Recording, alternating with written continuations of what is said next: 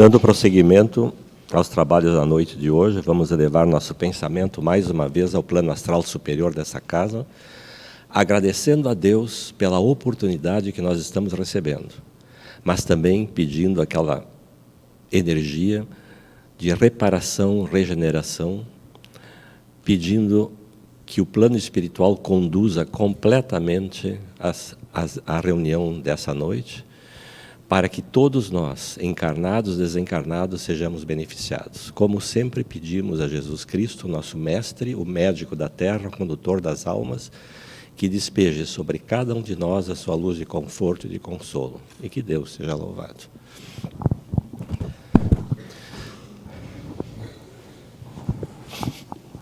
Senhores, boa noite. Hoje nós vamos falar sobre o suicídio.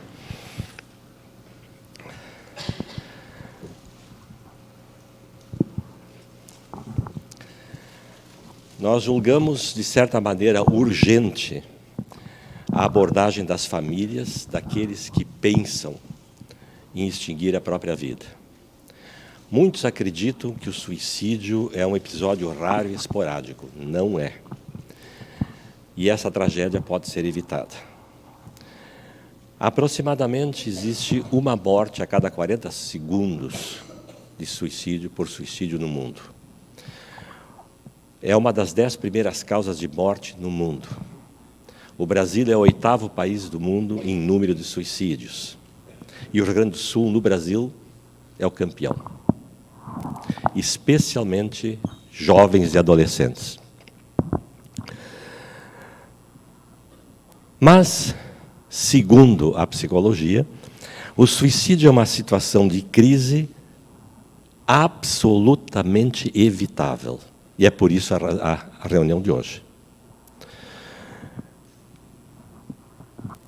Aqui no Brasil, seguindo o exemplo de Portugal, nós estabelecemos o Setembro Amarelo, numa iniciativa do Centro de Valorização da Vida, numa iniciativa do Conselho Federal de Medicina e da Associação Brasileira de Psiquiatria. Bem, a ideia é tomar algumas medidas para que não haja tanto suicídio, que se diminua a incidência de suicídio. E nós, espíritas, o que fazemos?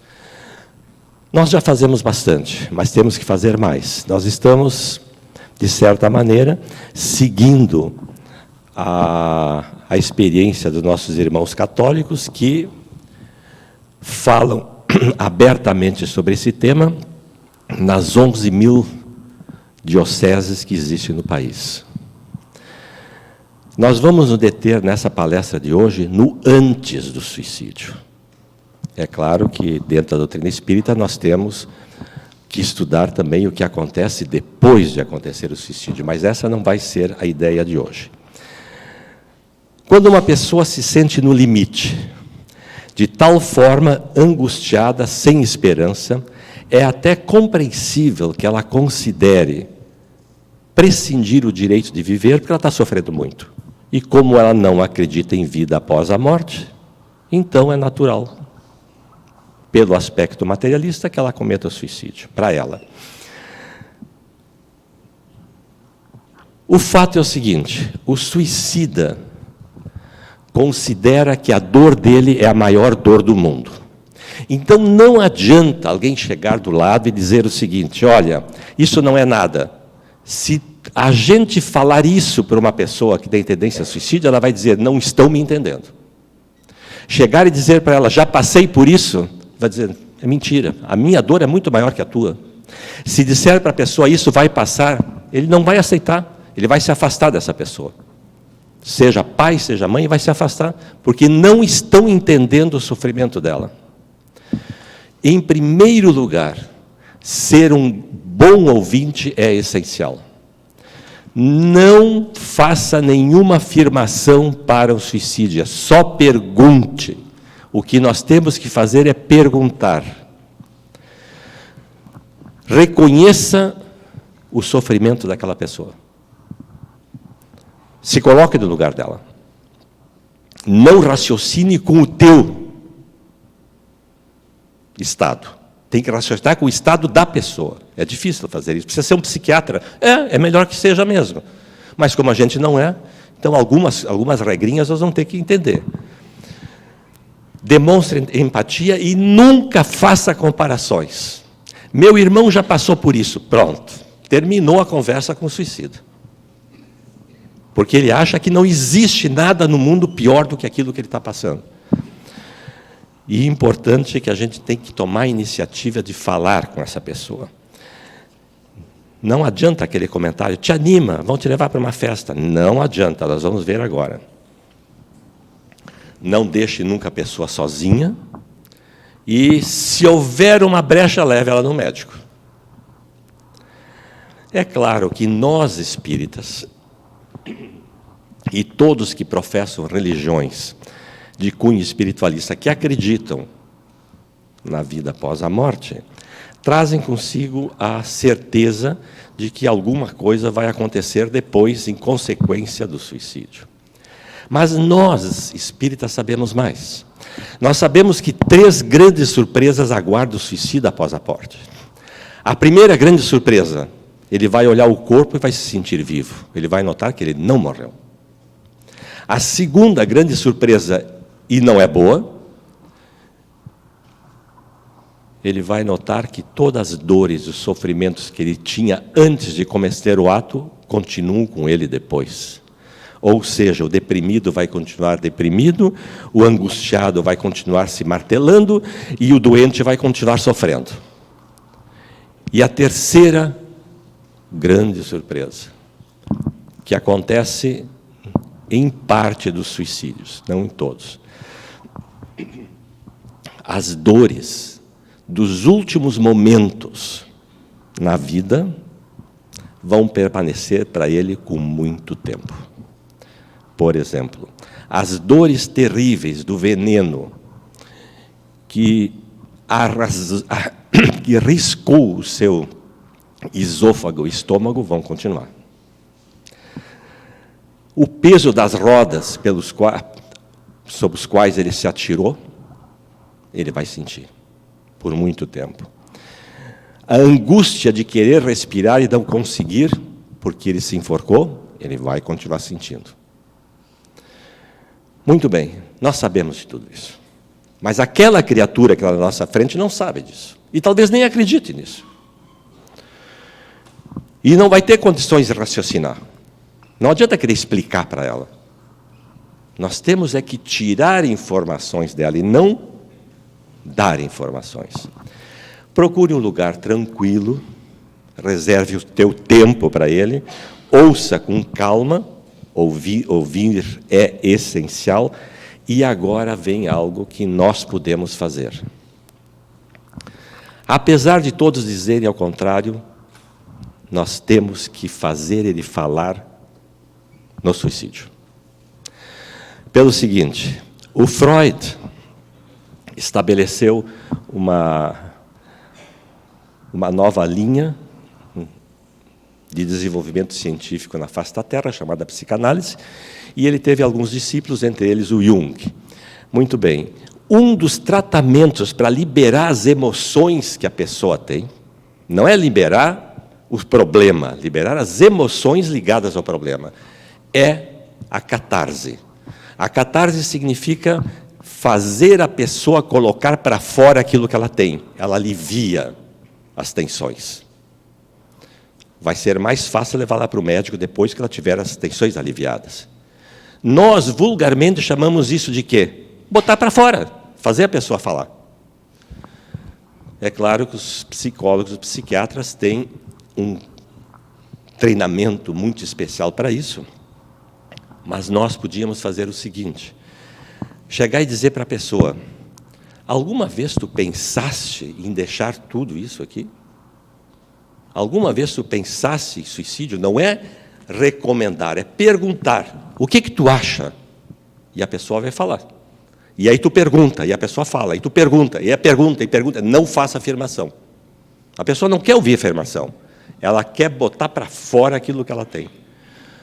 Vai destensionar essa pessoa durante um certo tempo, e talvez aí dê para levar essa pessoa para um tratamento. Bem, é importante também fazer com que essa pessoa entenda que ela faz falta. E que entenda também que alguém está se preocupando com ela. Porque é o seguinte, senhores, os comportamentos suicidas, eles são muito variados. Alguns têm uma rotina normal, frequentam os ambientes, vão à escola, vão ao trabalho, encontram amigos, mas por dentro eles têm um tormento que a gente não consegue perceber. Por outro lado, tem outros que fazem coisas que a gente acha, mas que absurdo isso. Ele procura briga, ele procura desavença, ele procura esportes radicais, ele faz rachas. Sabe o que é isso? É um pedido de socorro. Isso é um pedido de socorro, só que a gente não se a gente não estiver alerta, a gente não percebe isso. Observe as mudanças acentuadas de comportamento da pessoa. Observa se ela fala muito a respeito de suicídio, assim, não aguento mais. Já nada mais me importa. Estou pensando em acabar com tudo isso. A palavra suicídio ela não disse nenhuma vez, mas está implícito. Alguns até fazem preparativos para a morte. E os pais não percebem. Alguns se afastam da sociedade totalmente. Outros têm insônia persistente, etc. Então, a gente tem que observar essas coisas. E a ajuda médica necessária? Bom, existe um dado. E esse dado é alarmante. 93% dos suicidas têm algum distúrbio neurológico. E eu gostaria de falar um pouquinho sobre isso, porque são 93% dos casos. É muita coisa isso. E eu gostaria de falar um pouco sobre isso, para a gente poder entender exatamente o que significa tristeza. Existe um tipo de tristeza, que é a tristeza profunda. Eu sou apaixonado por futebol. Meu time perde. Eu entro em tristeza profunda. No entanto, se na semana seguinte o meu time ganha, a tristeza se foi. Deu para entender? A tristeza com uma causa determinada. Eu fui pedir um emprego e não consegui. Aí entro em tristeza profunda. Alguns chamam isso de depressão. Isso não é depressão. Eu entro em tristeza profunda. Mas 3 semanas depois, alguém me oferece um emprego. Terminou a minha tristeza. Estou até fazendo festa com champanhe. Isso é tristeza profunda. Agora existe um outro tipo de tristeza. A tristeza profunda sem causa. Este é o grande problema. Eu estou triste porque o meu time perdeu. Semana seguinte, meu time ganha o campeonato. E eu continuo triste. Eu estou triste porque eu não tenho emprego. Aí eu consegui um emprego, mas eu continuo triste. O que acontece é o seguinte, é uma tristeza sem causa. É claro que, como nós somos racionais, a gente acha, encontra, descobre, inventa uma causa. Mas essa causa não é real. Tanto é que, se terminar a causa, eu continuo triste. E aí vem a psicologia e a neurologia nos ajudar. Nós temos 86 bilhões de neurônios no nosso cérebro. E nesses neurônios flui uma corrente elétrica entre 20 e 60 milivolts. Aqui eu tenho um neurônio e a corrente elétrica passa nessa direção aqui. Ocorre que esse neurônio tem 10 mil ligações com outros neurônios. Só que um neurônio não encosta no outro. E aqui eu fiz uma união de um neurônio com outro para que a gente percebesse aqui, ó, tem um espaço vazio aqui. Esse espaço vazio chama-se sinapse nervosa. Se nós formos aumentar isso aqui em 1000 vezes, nós temos isso aqui assim, ó. A corrente elétrica chegou aqui e não passa para cá. Então, o que a biologia faz por nós? Uma maravilha. Ela fabrica produtos químicos aqui que fazem esse caminho, entregam a corrente elétrica e a corrente elétrica segue para cá. Está ok? Então, esse produto químico é chamado de neurotransmissor. O nome já está dizendo, neurotransmissor. Ocorre que tem alguns neurotransmissores, eu vou falar num só, senão vai complicar muito. Um só, vou falar sobre a serotonina. É um neurotransmissor? É. Porque ele é produzido, vem para cá, vem na sinapse nervosa, e aí ele transfere energia elétrica para cá. No entanto, acontece com a serotonina, que muitas vezes o organismo produz um pouco a mais de serotonina. E aí essa serotonina passa para o sangue. Passando para o sangue, invade todo o nosso corpo. Nosso corpo fica encharcado de serotonina. Encharcado é modo de dizer, porque é 0,1 grama pelo nosso corpo todo. Mas isso a gente diz que é encharcado. Então, nesse caso, a serotonina, que era um neurotransmissor aqui, ela passa a ser agora um hormônio.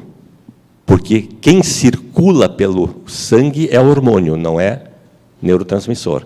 Então, a serotonina é aqui um neurotransmissor e, quando passa pelo sangue, toma as vezes de um hormônio. É a molécula do bom humor. Se eu não tiver essa quantidade absurdamente pequena de serotonina no meu organismo, eu vou ficar deprimido. E para essa pessoa que tem esse problema aqui, que é uma disfunção, porque não está produzindo serotonina suficiente, para essa pessoa não adianta chegar e dizer, vem cá, eu vou te levar para uma festa. O problema dela não é o que está lá fora, o problema é o que está lá dentro do cérebro dela.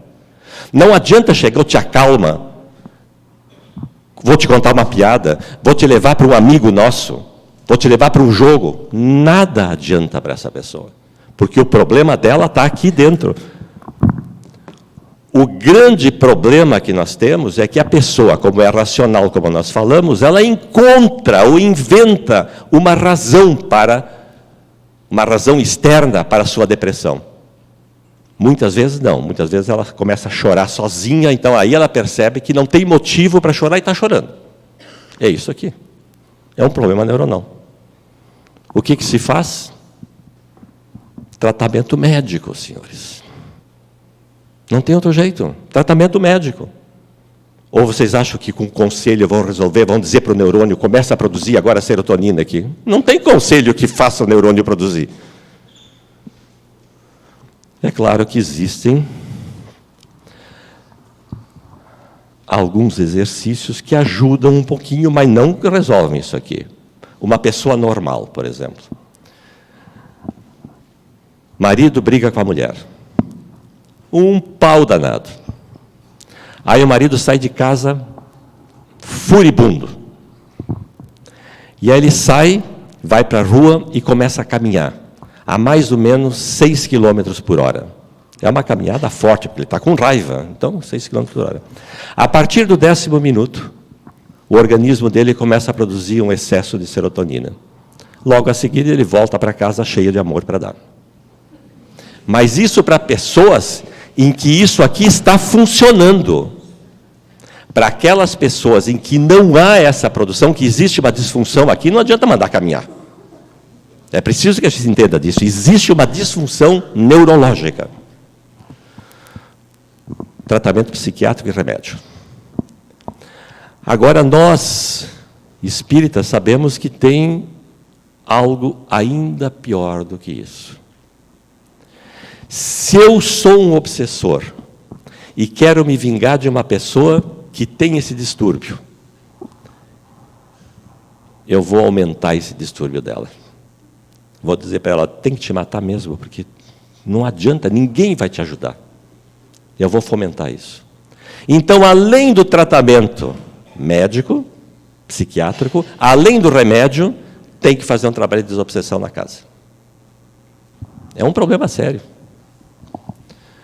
Bem, espero que deu para entender a diferença entre depressão e tristeza profunda, mas eu coloquei aqui no quadro o seguinte: existem normalmente 9 sintomas de tristeza.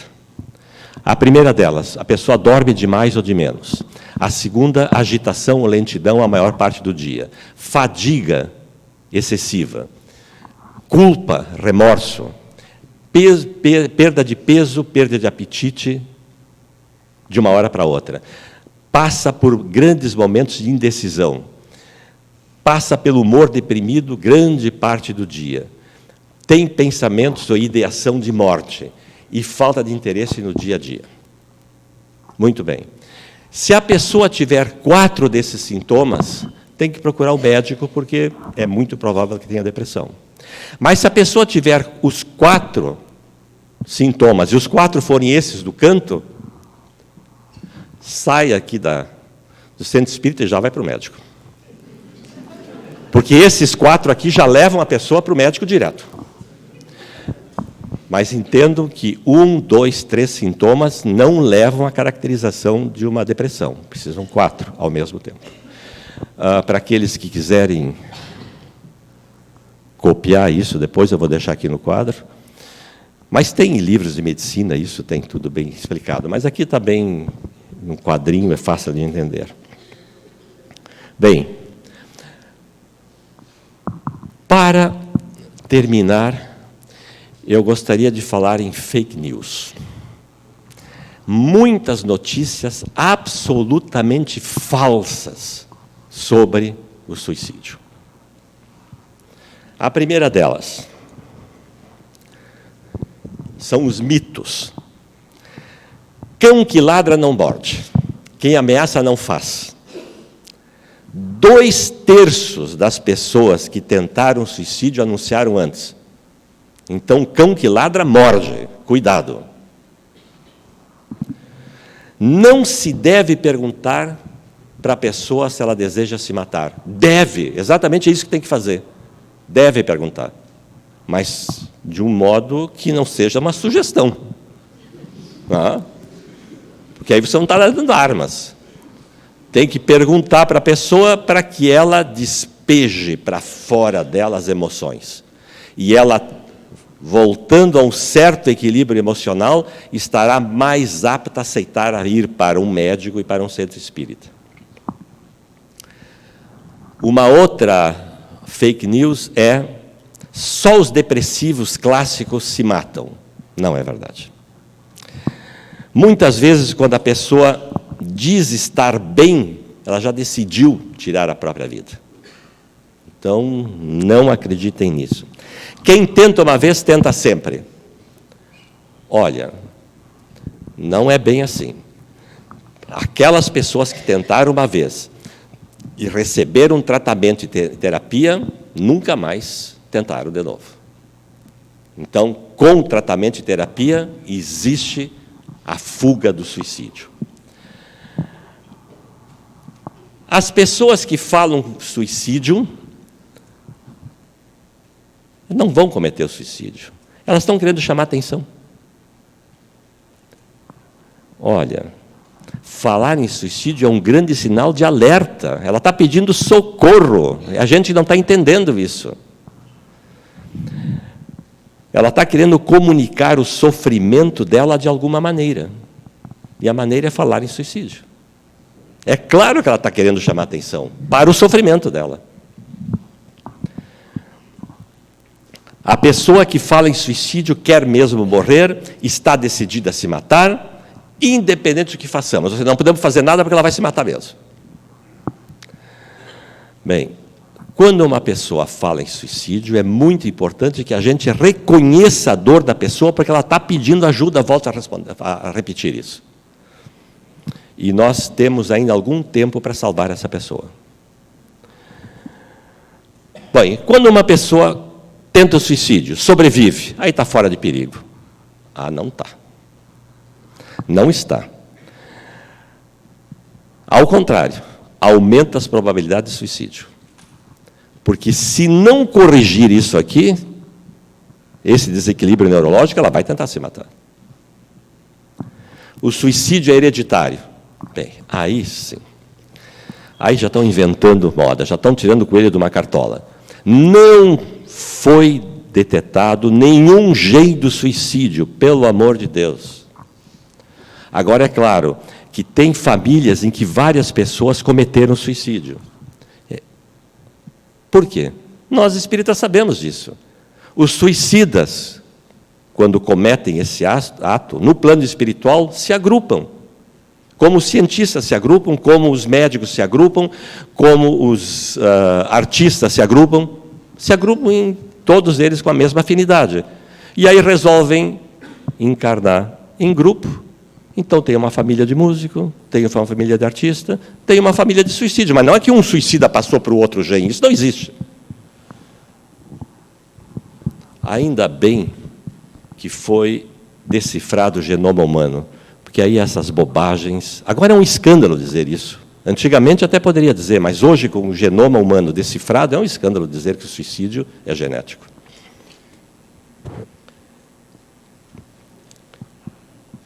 O suicídio é um ato de coragem ou de covardia.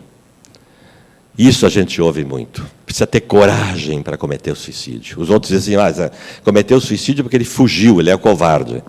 Senhores, o suicídio não tem nada a ver com coragem ou covardia. Ele tem a ver com uma dor psíquica insuportável.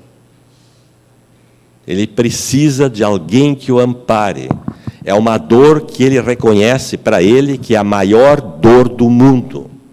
Então não tem nada a ver com coragem, com covardia. Não acreditem nisso. A melhoria do estado emocional elimina o risco do suicídio. Não elimina coisa nenhuma. Vocês podem melhorar o estado emocional da pessoa fazendo uma catarse com ela, fazendo ela botar para fora. Mas se esse problema continua, um desequilíbrio neuronal, ele vai cometer o suicídio depois. Aquele reequilíbrio psicológico, emocional, é simplesmente provisório. Logo em seguida ele pode cometer o suicídio de novo. Aí alguém pergunta sempre, mas esse distúrbio neurológico aqui tem causa? Este é um problema que nós temos pela frente. Nós temos várias causas possíveis que estão sendo estudadas no mundo inteiro. Uma delas, câncer. Segunda, moléstias cardiovasculares. Terceiro, distúrbios neurológicos. Quarto, tumor cerebral. Quinto, doença da tireoide. São essas as causas prováveis desse desequilíbrio neurológico que estão sendo estudadas no mundo inteiro. Não existe um protocolo que diga a pessoa está com depressão, então é por causa disso. Não existe isso. Por enquanto. Por enquanto. Mas eles vão encontrar ainda a causa disso. Mas existem outras causas que são psicológicas. Por exemplo, delírio e esquizofrenia. Mas também isto é suposição. Existem causas sociológicas, também estão sendo estudadas. Conflitos conjugais insuportáveis. Bullying, discriminação sexual, racial, pobreza extrema, tudo isso está sendo estudado. E talvez a gente chegue a uma conclusão mais tarde que isto aqui aconteceu por uma soma de vários fatores, que é o mais provável.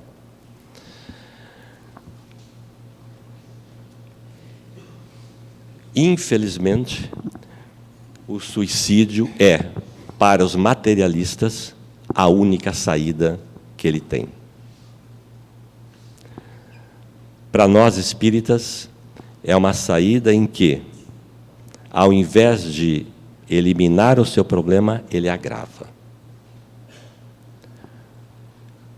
em 10 segundos, ele pode receber contra ele um resgate que pode durar 10 séculos. Senhores, essa foi a informação da noite de hoje. Obrigado. Vamos elevar mais uma vez o pensamento ao plano astral superior dessa casa, agradecendo aos mentores espirituais pelo clima de paz, serenidade e entendimento que nos foi concedido, mas pedimos agora, até em acréscimo de merecimento, aquela energia de reparação e regeneração que nos liberte e neutralize todos os miasmas que, infelizmente, nós ainda carregamos, para que nós possamos distribuir a todos que de nós se aproximarem, tanto encarnados como desencarnados, a mesma paz e a mesma luz que aqui nós recebemos. Por último, pedimos ainda a Jesus Cristo, nosso Mestre, o médico da terra, o condutor das almas, que despeje sobre cada um de nós e nossos familiares a sua luz de conforto e de consolo. E que Deus seja louvado. Que assim seja.